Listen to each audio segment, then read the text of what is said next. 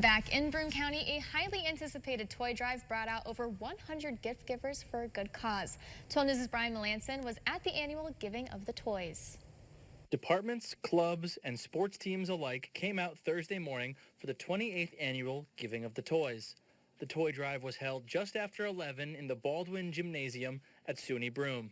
SUNY Broome President Tony Hawkins tells 12 News how happy he is with the turnout.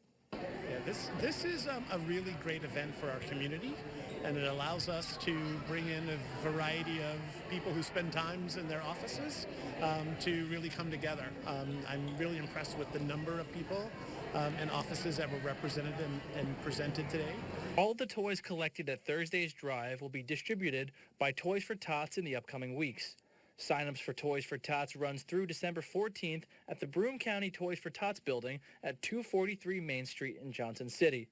Those looking to sign up their children must sign up in person with a photo ID, their child's birth certificate, and proof of residence in Broome County. Children aged 1 through 10 qualify for the gift distribution. Coordinator of Broome County Toys for Tots, Christopher Marshall, tells 12 News it is an incredible feeling to give back to the community.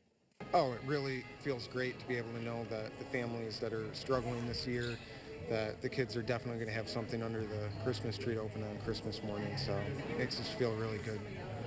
And this is an outward expression of our gratitude, an outward expression of our role in supporting families in need, but it also is kind of one of the purposes and functions of the mission of SUNY Broome. Giving of the Toys event ended up collecting hundreds of presents for children to give them the best Christmas possible.